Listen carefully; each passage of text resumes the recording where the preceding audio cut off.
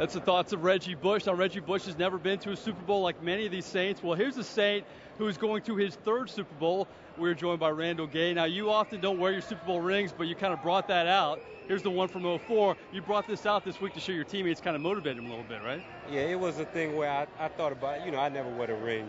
It's just something, you kind of cherish, put up in the case, and kind of look at from time to time. But as close as we were to getting to the game to play another one, I said, hey, I need to bring it in, show these guys what we are really fighting for.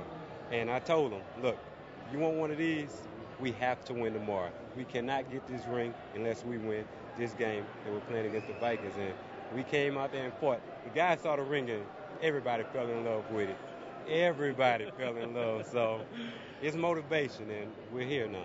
We may have the X factor in what motivated the Saints, Randall Gay's Super Bowl ring. Let's talk about comparing the Patriots to the Saints, because obviously the Patriots, you had a tradition. This is the first Super Bowl in the history of this franchise. You grew up in the state. You know what this football team means to the state.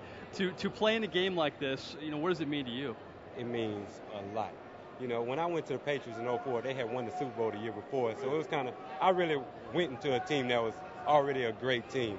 When I signed with the Saints last year, it was like, hey, you have a chance to build something special in your own team. You can be a part of something and help to build it and bring your home state something that they've never seen before. And it's just this, to go out there and to compete and playing a championship game, and we're a game away from the Super Bowl. It's unbelievable. I mean, you know this, growing up in this state, not only, the troubled history of the Saints never really, making the playoffs, the Aints, the bags over their heads, but after Katrina, just to help this state in terms of, motivating it and bringing it back spirit-wise and having the history of the Saints, I mean, really, it's quite an accomplishment. Oh, yeah, because it's basically, the Saints is like all the state had. After Katrina, everybody was scared because they were talking, well, city's not coming back. The Saints are going to have to go somewhere else. And for Mr. Benson to say, we're going to bring these Saints back, help this community out, it's just great. And to see the following we've had this season, it's amazing that people just support us so much. And people's lives, it seems like that it's just their lives are dependent on what we do. People have bad days when we have a bad game. It seemed like we went in that little funk. People just was just having bad days. But I'm glad we were able to come out here, bring the city joy, bring the state joy, and hopefully we can go out there and take care of business. Let's talk about the defensive performance. You force a lot of fumbles in this game, and you come up with 3 turnovers. Brett Favre was on the ground quite a bit. Talk about the overall effort from you guys. Oh, it was tremendous, to go out there against a player like Brett Favre and Adrian Peterson and just the weapons they have, and go out there and say, hey, we're taking the ball away from you. Every play we tried to take the ball, it was just amazing. And then we get a young guy like Tracy, who last year against Minnesota, he breaks his wrist and his season's over. So he comes out here and has a game of his life. Causing 2 turnovers in a championship game is huge. And that really set the tone, because they were driving. Could have completed a pass, they kick a field goal. So just the defense it stepped up when it needs to step up. Let's talk about, we were talking about this off camera. It seemed like you had Brett Favre out of the game a few times, and you had decent coverage on a lot of the third longs, but he just kept going, didn't he? Oh, yeah.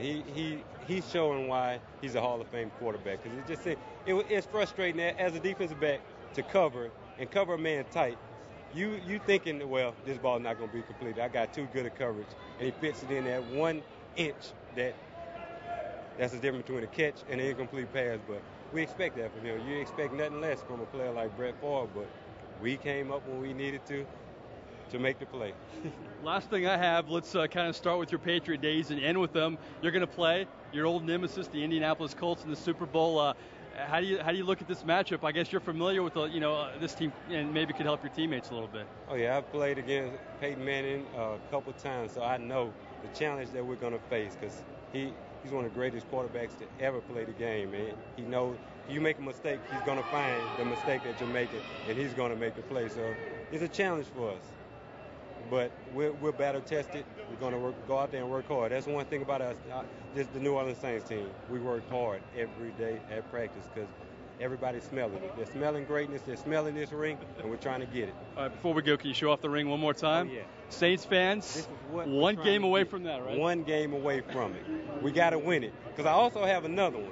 It's half the size of this. Yeah. It's what the loser gets. Right. We don't want that. No.